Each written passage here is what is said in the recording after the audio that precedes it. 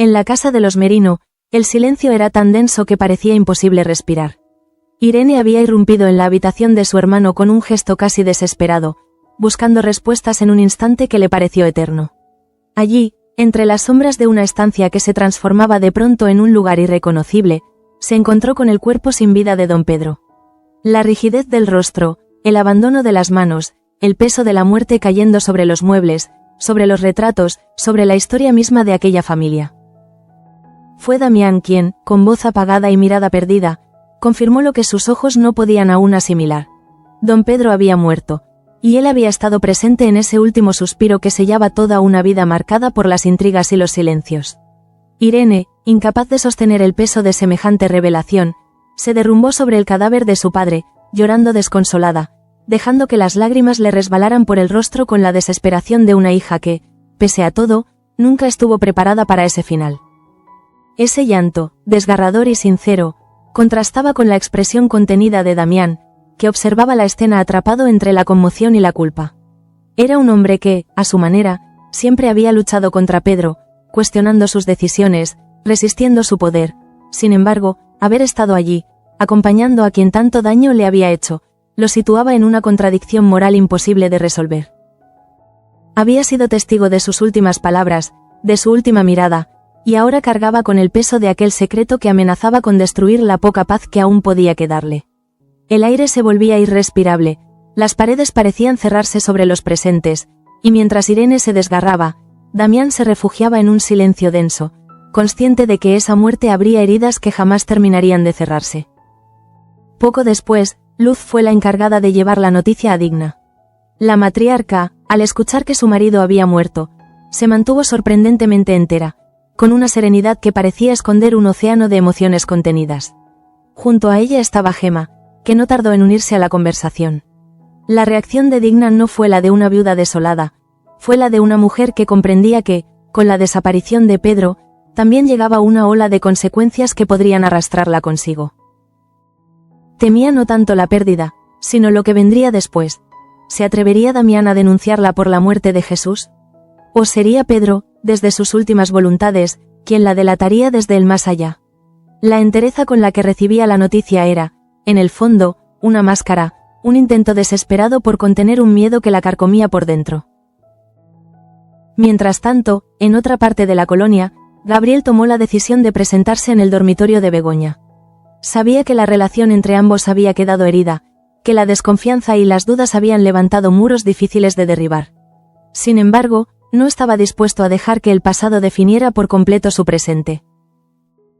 Entró en la habitación con paso firme, aunque por dentro se debatía con sus propios fantasmas, y se abrió a ella de una forma que pocas veces había hecho. Le habló de sus heridas, de las cicatrices invisibles que cargaba desde hacía años, de los vacíos que nunca había conseguido llenar. Begoña, con esa capacidad suya de escuchar con el corazón, lo acogió con comprensión. En sus ojos brillaba una mezcla de ternura y prudencia, porque aunque estaba dispuesta a tenderle la mano, sabía también que caminar junto a Gabriel implicaba aceptar un peso que no era sencillo de llevar. El reencuentro entre ambos no fue un clímax romántico, sino un punto de inflexión donde la vulnerabilidad se transformaba en un puente frágil, pero necesario.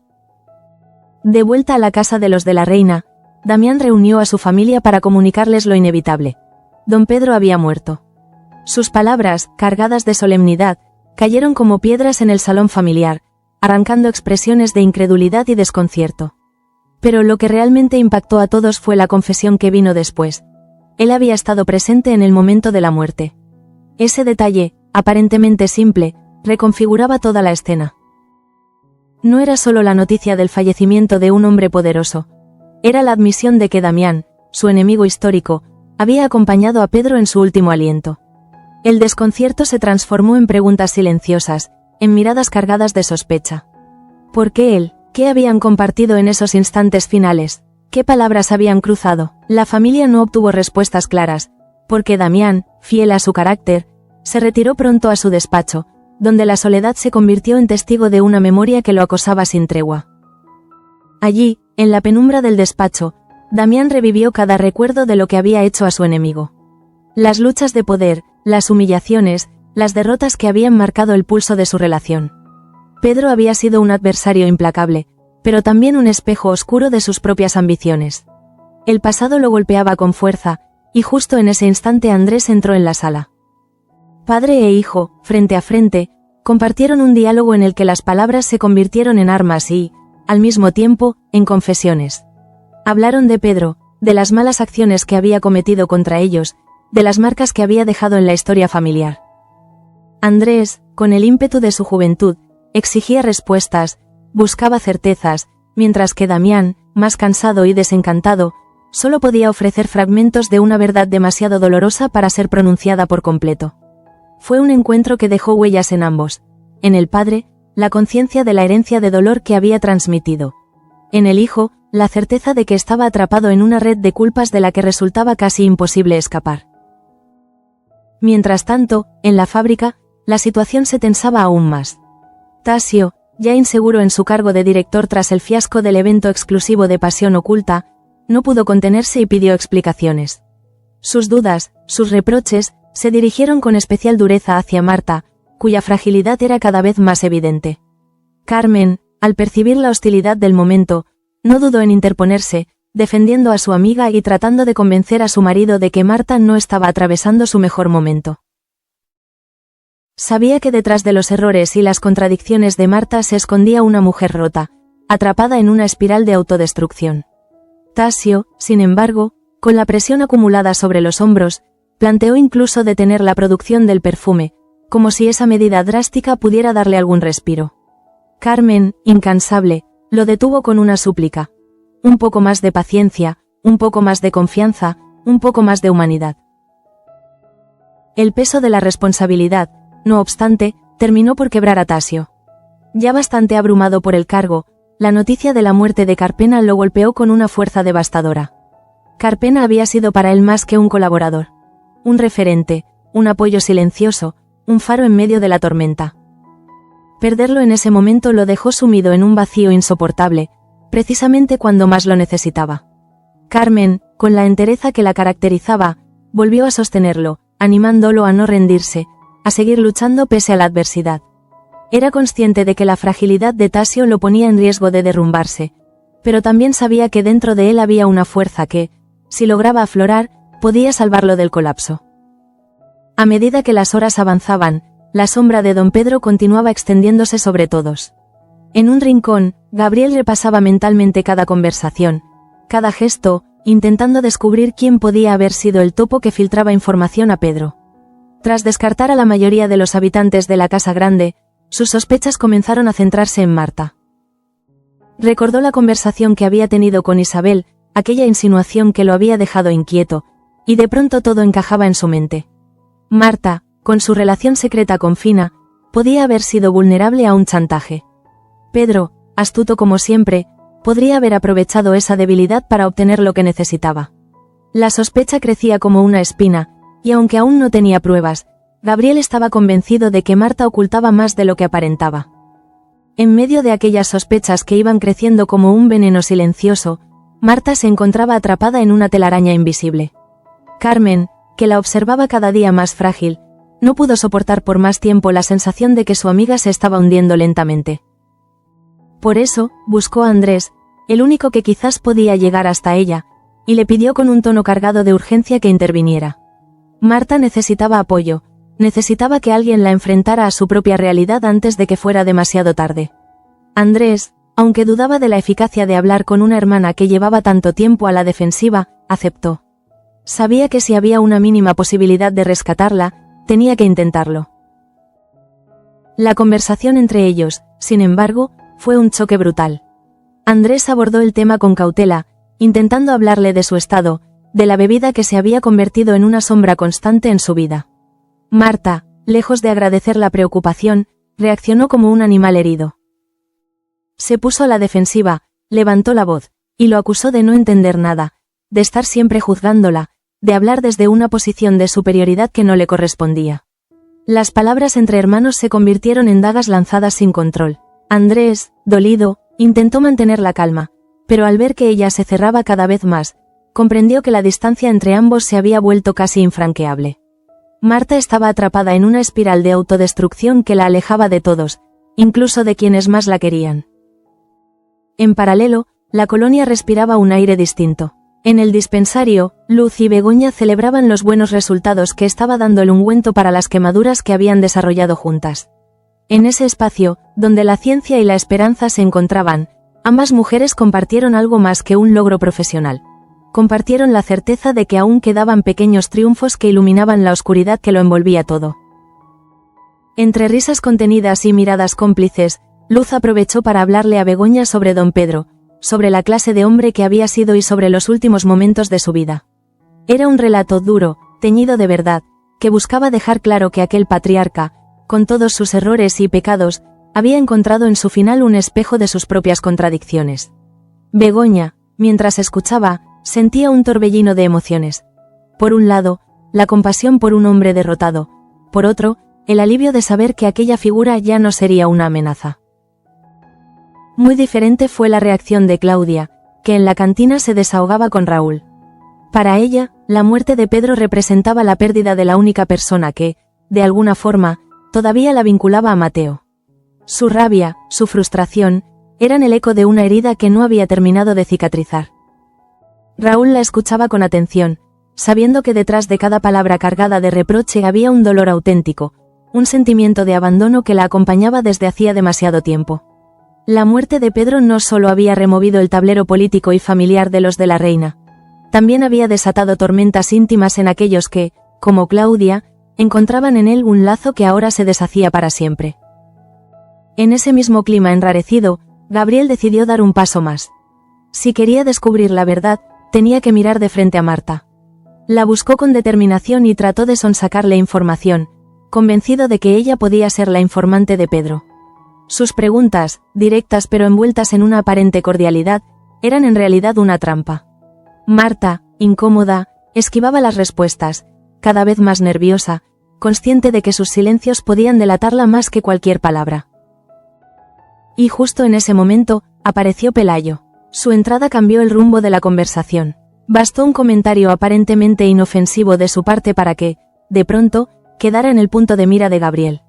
La sospecha, que hasta entonces se había centrado en Marta, se desplazó hacia él, como una sombra que se posa sobre un rostro nuevo. Gabriel, astuto, captó el detalle y guardó silencio, pero en su mente se abrió un nuevo frente de investigación. ¿Podría Pelayo estar más implicado de lo que todos pensaban? La presión de esos días era insoportable. La muerte de don Pedro no había traído calma. Había detonado una serie de tensiones que se extendían por todos los rincones de la colonia. Irene, destrozada por la pérdida, encontró refugio en Cristina. La joven, al recibir la visita de su amiga, la abrazó con fuerza y le ofreció su apoyo sin condiciones. Cristina sabía lo que era vivir con el corazón desgarrado, sabía lo que era cargar con secretos que pesaban más que cualquier cadena, y en ese abrazo transmitió la fuerza de quien se reconoce en el dolor ajeno. Irene, que había llorado desconsolada sobre el cadáver de su padre, necesitaba ahora esa certeza de que no estaba sola, de que había alguien dispuesto a sostenerla en los momentos más oscuros. En la casa de los de la reina, Damián continuaba batallando consigo mismo. Sus recuerdos lo perseguían sin tregua. A veces, sentado en su despacho, podía casi escuchar la voz de Pedro, retumbando entre las paredes, recordándole cada afrenta, cada derrota, cada secreto compartido en el filo del desprecio. Andrés intentaba acercarse a él, buscaba respuestas, pero se encontraba con un padre cada vez más hermético, atrapado en un laberinto de culpas que se mezclaban con las revelaciones recientes. Era como si la muerte de Pedro hubiera dejado al descubierto no solo las heridas de los Merino, sino también las de los de la reina, mostrando que ninguna familia estaba libre de las sombras del pasado. El ambiente en la fábrica reflejaba también ese desorden emocional. Tasio, cada vez más inseguro en su papel de director, se mostraba incapaz de sostener la carga. Marta, señalada y en crisis, era tanto una víctima como una amenaza para el equilibrio del lugar. Carmen, luchando por mantener a flote a todos, se erguía como la única figura dispuesta a resistir, aunque a costa de su propia serenidad. Y Gabriel, con sus sospechas cada vez más firmes, tejía una red de intrigas que amenazaba con atraparlos a todos, revelando secretos que podían dinamitar las frágiles alianzas que aún se mantenían. La noticia de la muerte de Carpena, por su parte, seguía golpeando a Tasio con fuerza. Cada rincón de la fábrica le recordaba a aquel hombre que había sido un pilar en su camino. Su ausencia era un vacío insoportable, y la sensación de que se encontraba solo, sin la guía de alguien que lo entendiera de verdad, lo hundía más en la incertidumbre. Carmen, sin embargo, no estaba dispuesta a dejarlo caer. Una y otra vez, se plantaba frente a él con palabras de aliento, con gestos que buscaban devolverle el valor. Su fe en él era inquebrantable, aunque sabía que la batalla era cada vez más difícil. En este escenario, el dolor, las sospechas y los recuerdos se entrelazaban como hilos de una misma tela, creando un panorama denso, cargado de tensión, donde cada gesto podía interpretarse como una amenaza, cada silencio como una confesión, cada palabra como un disparo. Y en el centro de todo, Marta seguía desmoronándose, incapaz de encontrar un rumbo, perdiendo poco a poco el control de sí misma, mientras quienes la rodeaban debatían entre ayudarla, juzgarla o utilizarla para sus propios fines. La mañana siguiente amaneció con un aire distinto en la colonia, pero no era un aire limpio ni renovador, era una densidad que lo cubría todo, como si las paredes, las calles y los cuerpos supieran que la muerte de don Pedro no había cerrado heridas, sino que las había abierto aún más. Los criados caminaban en silencio, los vecinos hablaban en susurros, y cada puerta parecía vigilarse con recelo. La ausencia del patriarca Merino se convertía en una presencia insoportable, una sombra que se alargaba en cada conversación. En el interior de la casa grande, Irene seguía llorando, aunque ahora lo hacía en silencio, con un llanto contenido que desgarraba todavía más. Cristina, fiel a su palabra, la acompañaba en esos momentos. Su presencia era la de una amiga que sabe cuándo hablar y cuándo callar, cuándo sostener la mano y cuándo dejar espacio para respirar. Irene se aferraba a ella como si fuese el último eslabón de cordura en un mundo que se desmoronaba. Cada vez que recordaba el rostro frío de su padre, la herida se abría más, y aunque la relación entre ambos había estado marcada por secretos y silencios, la muerte tenía el poder de borrar todos los reproches, dejando solo la orfandad pura y devastadora. Mientras tanto, en la fábrica, la tensión alcanzaba un punto álgido. Tasio, incapaz de manejar la presión, convocó una reunión improvisada. Sus palabras, lejos de calmar, incendiaron aún más el ambiente.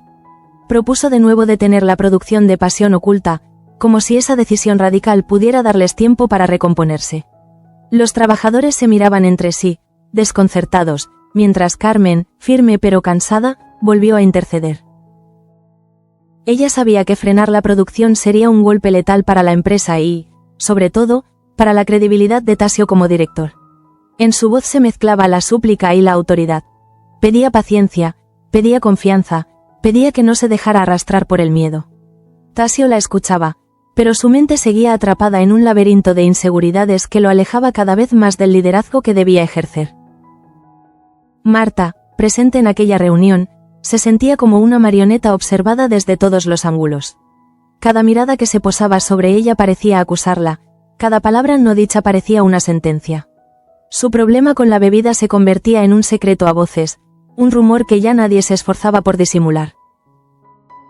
Y aunque en su interior ardía el deseo de gritar que no era la culpable de todo, que ella también estaba destrozada por dentro, su silencio y sus reacciones defensivas la hundían más.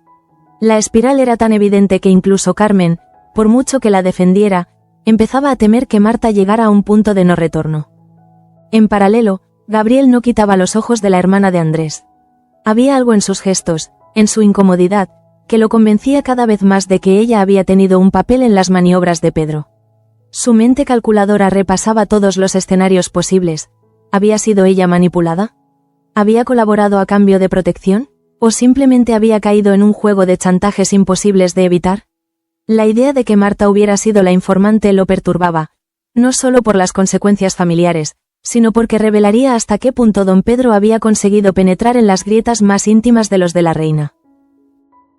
La visita de Pelayo, interrumpiendo aquella conversación incómoda, no pasó desapercibida. Sus palabras, sus gestos, parecieron colocarle en una nueva posición, y Gabriel, con la astucia que lo caracterizaba, lo apuntó mentalmente como un posible sospechoso. Ahora ya no se trataba solo de Marta. También Pelayo quedaba bajo la lupa, como si cada movimiento de la familia Olivares escondiera una complicidad no confesada. La sospecha se multiplicaba, y en ese clima cualquier comentario podía convertirse en dinamita. Esa misma tarde, Carmen tomó la decisión de visitar a Andrés una vez más. Lo encontró ensimismado, atrapado en sus propios problemas, pero supo cómo captar su atención. Le habló de Marta. Le describió el deterioro, la autodestrucción, la vulnerabilidad de una mujer que no podía seguir siendo ignorada. Andrés, aunque agotado por sus propios dilemas, no pudo evitar sentir un nudo en la garganta. Sabía que Carmen tenía razón, que si no actuaban pronto, Marta acabaría hundiéndose del todo. Decidió darle otra oportunidad al diálogo, aun sabiendo que cada conversación con ella era una batalla. En la intimidad de su habitación, Marta lo recibió con un gesto entre cansado y desafiante. Andrés intentó ser suave, evitar los reproches, hablarle con el corazón de un hermano que aún se preocupa. Pero de nuevo chocó con una pared. Ella no quería escuchar, no quería que nadie señalara su debilidad, y mucho menos que alguien mencionara la bebida, esa compañera traicionera que la sostenía y la destruía al mismo tiempo. La discusión subió de tono rápidamente. Andrés terminó alzando la voz. Marta lo acusó de hipócrita, de no ser mejor que ella. Fue un intercambio de heridas disfrazadas de frases, un duelo emocional en el que ninguno salió victorioso. Mientras tanto, en el dispensario, Luz y Begoña seguían celebrando el éxito de su ungüento. Ese pequeño triunfo se convirtió en un respiro, una chispa de esperanza en medio de tanto caos. Sin embargo, la conversación derivó inevitablemente hacia la figura de don Pedro. Luz, con una sinceridad desarmante, habló de cómo había sido el difunto, de lo difícil que era conciliar las luces y las sombras de su personalidad. Para Begoña, escuchar esa descripción era como caminar sobre cristales rotos.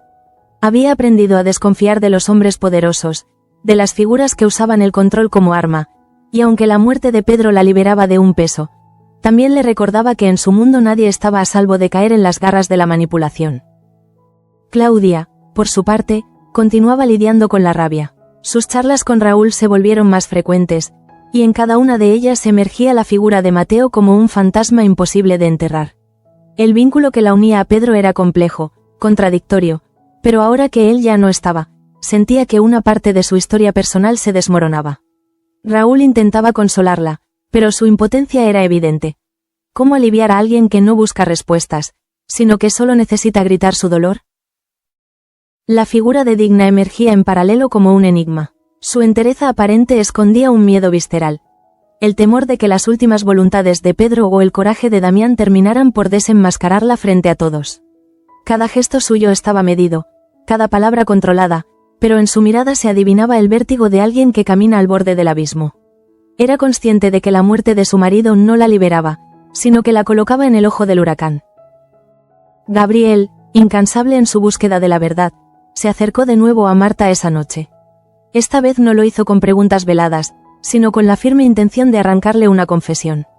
Marta, agotada, lo miró con los ojos turbios y negó una y otra vez, pero su voz carecía de fuerza. En ese instante apareció Pelayo, y un simple comentario suyo cambió todo.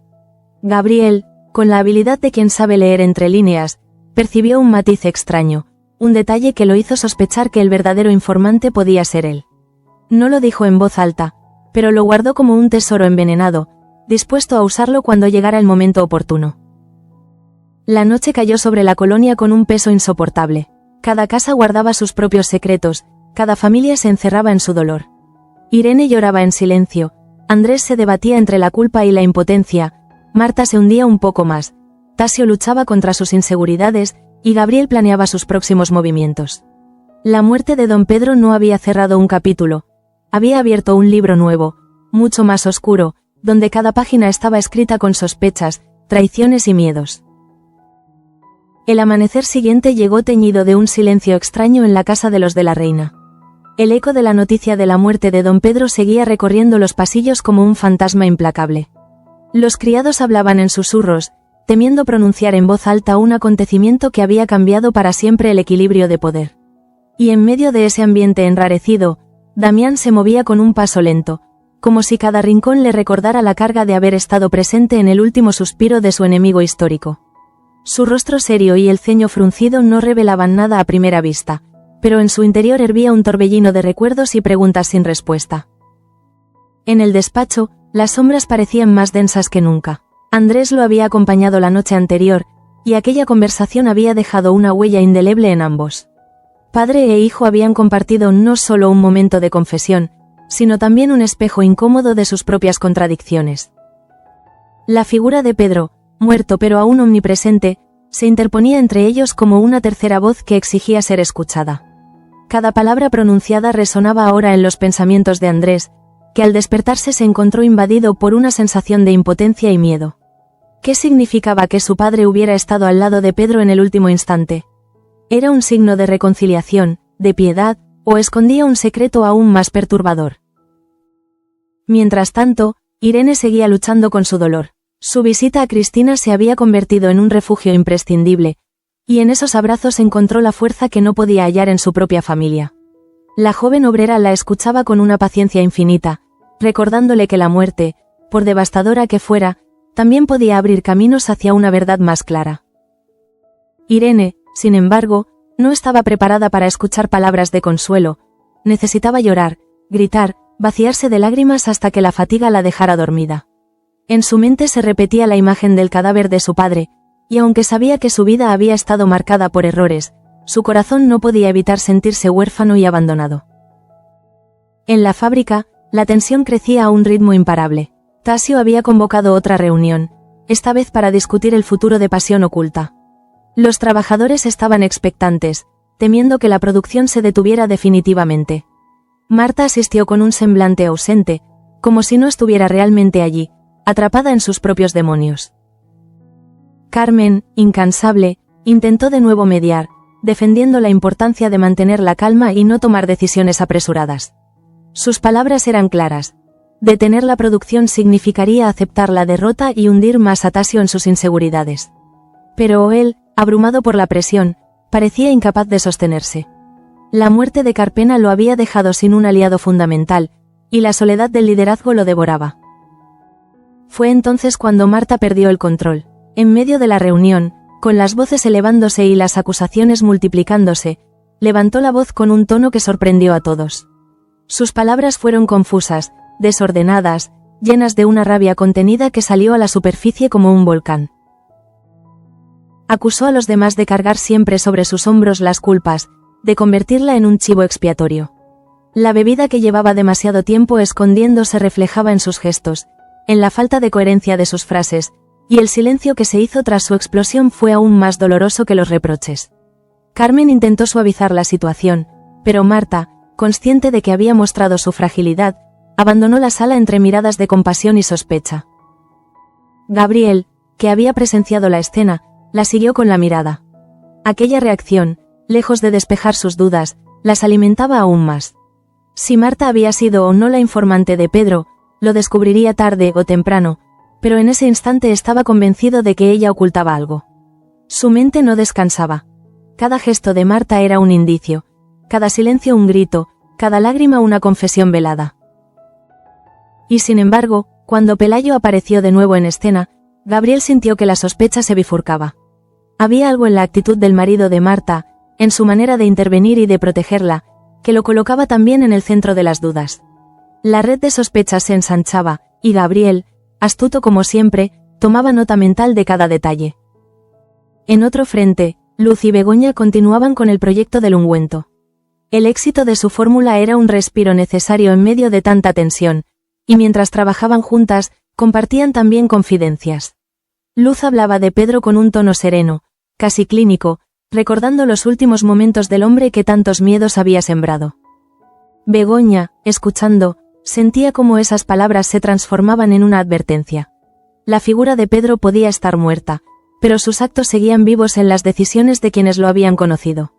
Ese pensamiento la llevó inevitablemente a Gabriel, a la cercanía que había recuperado con él, y al dilema de si debía confiar plenamente o seguir guardando una distancia prudente. Claudia, en cambio, seguía anclada en su rabia. Su desahogo con Raúl se intensificaba con cada día, y en sus conversaciones emergía un resentimiento que parecía no tener fin. Para ella, la muerte de Pedro no era un cierre, sino una pérdida que rompía el último lazo con Mateo. Raúl intentaba mostrarle comprensión, pero lo hacía desde la impotencia de quien sabe que el dolor ajeno no puede borrarse con palabras. Su relación, marcada por secretos y tensiones, encontraba en esa situación un terreno peligroso. Cuanto más compartían el dolor, más se acercaban, y ese acercamiento amenazaba con desencadenar consecuencias que ninguno de los dos estaba preparado para enfrentar. En la intimidad de su hogar, Digna se mantenía entera, pero su mirada revelaba un miedo profundo. Había recibido la noticia de la muerte de Pedro con la serenidad de una mujer acostumbrada a las adversidades, pero por dentro sabía que el verdadero desafío apenas comenzaba. Temía que Damián la denunciara, temía que las últimas voluntades de su esposo la incriminaran, temía que el secreto que había guardado con tanto esfuerzo terminara por destruirlo todo. Su entereza era solo una máscara, una coraza que se resquebrajaba cada vez que quedaba sola. Y en esos momentos de soledad, su rostro se deformaba en un gesto de pánico silencioso. La noche cayó sobre la colonia con la misma densidad con la que había amanecido. En la casa de los de la Reina, Damián permanecía en su despacho, repasando mentalmente cada instante vivido con Pedro en sus últimas horas. Andrés lo observaba desde el umbral, sin atreverse a interrumpir. Marta, encerrada en su habitación, se refugiaba en una botella, incapaz de enfrentar su reflejo en el espejo. Tasio, derrotado por la presión, buscaba consuelo en Carmen, que seguía siendo su pilar. Gabriel, incansable, planeaba sus próximos pasos, convencido de que estaba a punto de descubrir la verdad. Y en cada uno de ellos, la figura de Pedro seguía viva, más presente que nunca, recordándoles que la muerte no borra las culpas, sino que las multiplica. El amanecer del viernes trajo consigo una calma engañosa. La colonia parecía retomar el ritmo habitual, pero era solo una apariencia. Bajo esa rutina, cada personaje llevaba en su interior el peso de lo ocurrido. La muerte de don Pedro había dejado un vacío imposible de llenar y, al mismo tiempo, había encendido fuegos que nadie sabía cómo apagar. Gabriel, obsesionado con descubrir al topo, decidió moverse con cautela. Había puesto en la mira a Marta, pero la irrupción de Pelayo en sus conversaciones lo había hecho replanteárselo todo. Esa mañana lo observó con detenimiento mientras cruzaba la fábrica, tomando nota de cada gesto, de cada palabra. Su mente funcionaba como un engranaje perfecto, uniendo piezas que todavía no encajaban del todo. ¿Había sido Marta manipulada por Pedro? ¿O era Pelayo quien, desde las sombras, había entregado la información? La duda lo devoraba, y cuanto más pensaba en ello, más convencido estaba de que ambos tenían algo que ocultar. Marta, por su parte, se despertó con los ojos hinchados por el llanto y el alcohol. Su cuerpo era un campo de batalla, su mente una prisión. Intentó arreglarse, poner en orden su aspecto para enfrentar el día, pero el espejo le devolvía una imagen que no reconocía. Una mujer rota, atrapada en una espiral de la que no sabía salir. Cuando Carmen llamó a su puerta, fingió estar ocupada, fingió estar bien, pero su voz temblaba demasiado. Carmen no se dejó engañar, sabía que su amiga estaba al borde del colapso, y aunque no podía obligarla a hablar, se prometió a sí misma no dejar de insistir. En la casa de los de la Reina, Andrés mantenía una distancia prudente respecto a Marta. La discusión del día anterior lo había dejado herido, pero también preocupado. Recordaba las palabras de Carmen, la súplica de que interviniera antes de que fuera demasiado tarde, y aunque se sentía impotente, una parte de él no estaba dispuesto a rendirse. Esa mañana, en el comedor, la observó mientras desayunaba en silencio, con la mirada perdida. Quiso acercarse, pero no encontró el valor. Entre ambos se había levantado un muro que no se derribaría fácilmente. Mientras tanto, en el dispensario, Luz y Begoña continuaban trabajando con su ungüento. La llegada de nuevos pacientes con quemaduras permitió comprobar una vez más la eficacia del producto, y ambas se felicitaron por los resultados. Sin embargo, la conversación volvió inevitablemente a girar en torno a Pedro. Luz relató con detalle cómo habían sido sus últimos momentos, y Begoña, aunque escuchaba en silencio, no podía evitar que esas palabras resonaran en su interior como un eco incómodo. La muerte de Pedro no la afectaba solo como un acontecimiento externo, era un recordatorio de que el poder y la manipulación siempre habían marcado su vida, y que ahora debía decidir con quién quería caminar.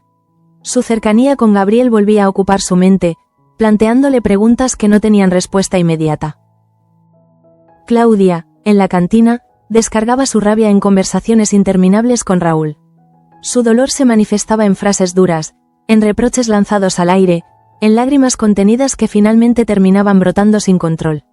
Para ella, la muerte de Pedro era la pérdida de una referencia contradictoria, pero necesaria.